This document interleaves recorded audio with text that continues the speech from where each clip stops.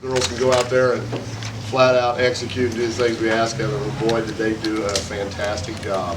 We beat such a great quality opponent and an awesome opponent in modern day, and we knew we had a huge job ahead of us. And the girls, we talked about what needed to be done, controlling the tempo, defensively really being solid, and the girls just did an unbelievable job. I can't say enough about their execution tonight.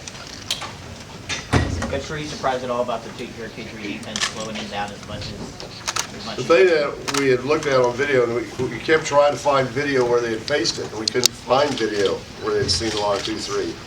And if they had, it was just teams evidently had missed in that short span of time. But by looking at the lack of 2-3, it seemed like maybe they had played against, that looked like maybe that we could be effective because they just simply hadn't seen it. And I told the girls, I said, in my opinion, you girls run the best 2-3 in the state, hands down. And I said it will be hard if they've not seen a lot of it to make that adjustment. They had such outstanding players. Munsterman girl is just a tremendous lady. You just see the big three she hit there when they needed it to end. Schickel inside is just a load to handle, and our girls did a great job, keeping them in check. And then the rest of the girls, we were able to kind of also keep in check. And so that was the thing. The 2-3 was a big factor tonight in terms of controlling the tempo, and we was able to get it done. Coach, how big were Jessica's three-pointers early on? Unbelievable. Awesome. I've said this repeatedly as I've talked to different media that you can point to different stages in the game where these young ladies stepped up and made huge contributions. At the start of the game, it was Jessica Givens, Jessica Givens, Jessica Givens. I mean, it was huge. The threes, when you have a young lady step up and hit threes like that, what it does is it builds that team's confidence immediately, and it says, hey, we can get this done.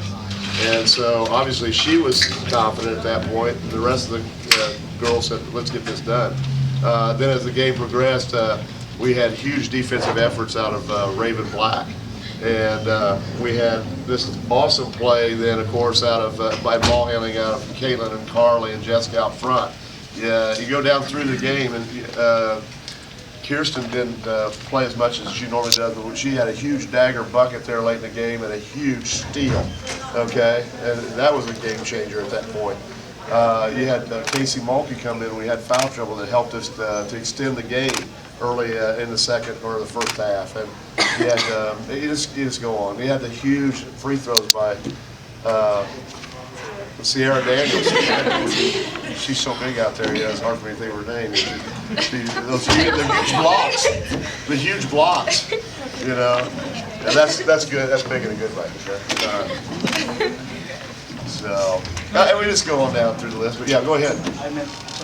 No, that's fine. What is it about the makeup of these girls that allowed them to believe this could happen when maybe very few outside of Richard Bowl?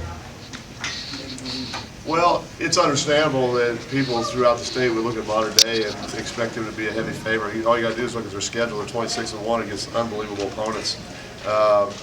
And many of those opponents, forget about the wins, they were commanding wins at 20 and 25 points a game, many of them. And so it's understandable that there would be that feeling that maybe Western from Rushville, who had never won a state championship, might not be up to the task. And of course, the little secret that I knew was that we could. I'd been around these girls long enough, and when their backs are against the wall and they're facing an opponent that many people think are better than them, they love to really scratch and claw and get a win. And I knew when we won that St. Joe game, that's probably the biggest one in the regional first round game, and they were a very good opponent. I thought we could get it done at that point. Coach, what did you do at halftime to talk about defense to hold them to 3 baskets in the second half? Well, defensively, we really didn't change a lot. We knew we had to get to the second half so that we could get Sierra back in the game. We could get Raven in there with only 2 fouls. Certainly inside to do that. But I also talked to the girls about our ball control at Terre Haute North Day when we were able to practice. I said, part of keeping good players from scoring is just make sure they don't get the ball and make sure we get a good shot. So it was a combination of the defense on one end and the control of the tempo through on the offensive side of the ball. And I think that was a big. And once a team who's used to having a lot of shots in the game realizes that when they do take a shot, that they may not be taking another shot for the next 3 or 4 minutes, and this possession really counts. And so if I shoot and miss, there's a big price to pay, and so that tends to affect shooters a little bit. You've talked about tempo a couple times. Was a game plan to kind of keep it slow and to keep it a low-scoring game? Sure, I'm sure when people was, and when I saw Jessica hit those threes and we were attacking pretty good, and I'm sure people were like, why don't they just keep right on rolling? Part of it was I knew we had to keep our people in the game too, and if you get too up tempo and you get Munster to go, it's a matter of time. She gets enough looks. Schickel gets enough looks inside, and they're going to score. They're going to cause you problems. You're going to be having key players on the bench. So I knew the tempo was going to be key to make sure that we got the second half with all of the guns blazing.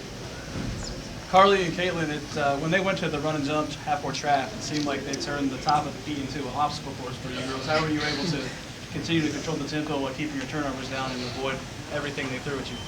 Instinct took over for me.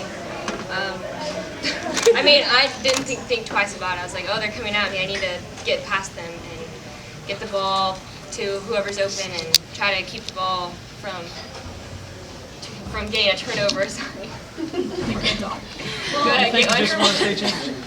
Well, for me, I know I made a little few errors with my passing, so I learned quick after a couple, 3, 4 times that I couldn't pass horizontally. I needed to tack forward instead of this way, because you're going to steal it we probably didn't help. Sorry. Jessica, can you talk about your fast start tonight? Yeah, well, when I came out, I was definitely really pumped up, and so I was ready to go. And once I think I hit those threes, I think I got the whole entire crowd and everyone on the team pumped up. And so I thought that with getting those shots, that it definitely brought us all up and gave us the confidence that we needed. Coach, I mean, was Munsterman, was that a focus on your defense to limit her? Yeah, And what were you able to do that? Certainly, you're facing players like that. They're going to be a focus. Sometimes I got this from other coaches that I talked to, it's very true. And sometimes you put too much focus on a kid that you think is going to hurt you and forget. In the past, I've had teams where I've been coaching against an opponent that was really good, had players, and you put that such big focus on those 1 or 2 players that there's another reason they're good. And usually they got other players that can throw them in too. It's just they don't shoot it quite as much. So I've had players that only hit 3 out of 9 for the season in a big game. All of a sudden you leave them open and they go 4 for 8, and they're big on that. So they were an emphasis, no doubt. But we played it more straight up because we thought we could still cover her, and that turned out to be a good thing. I thought late in the game we made an emphasis to make sure we didn't dig, because they wanted to get her a 3, and we gave her a 3. Question for all you. How y'all gonna celebrate? Eat and then have a rally. Probably, I don't know. I'll probably be screaming on the way home the whole time. Up the window. My team gets really embarrassed of me because I do that all the time. She's so fit. She's Coach, Jessica mentioned the crowd and the support you guys have had. Can you talk about that a little bit? Yeah, all you had to do is look up there and see all that black and white. And we've had great crowds throughout the season, and they travel well. And I knew we'd have a tremendous turnout. You got a great community that loves their basketball, loves their kids, really follows them. They got great staff there at Western, and so there's no doubt we're going to travel well. And the support was tremendous. I mean, Modern Day had a nice following, and it was 2 great crowds. At one point, you could look at both sides and see them kind of going at each other a little bit back and forth with cheers or whatever. And that's what basketball is all about. That's certainly what high school basketball is all about in terms of the fun of it. And we had such great backing tonight. And they mentioned, celebration. Well, it's probably going to be a late night, no doubt about it. Probably not much sleep. It might be late to church tomorrow for sure. With all the seniors and all the experience, I mean, was this a perfect storm for you guys this season? not gonna let these girls talk, you know. No doubt it was. Yeah. Go ahead. Kirsten, say something, Kirsten. I mean, this is obviously going to be a very memorable moment for all of us. And this is what we've been working for since 5th grade, the very first game. Even though Sierra and Raven haven't always gone to Western, they fit right into our family, and I'm very blessed to have them. Without them, we wouldn't be able to do this. You know, I would say one other thing. You see a lot of teams in junior high and 5th and 6th grade that are undefeated. They have great seasons, and everybody thinks they're the next thing that's going to happen. But there's no doubt when I saw these kids, when I took the job a couple years ago and heard again that they were a good group, they were undefeated and all that, the one key thing was the kind of kids that they are. They really work hard, they have great work ethic, and they're, for the most part, they can all handle, shoot, and pass the ball if you want to talk about skill level.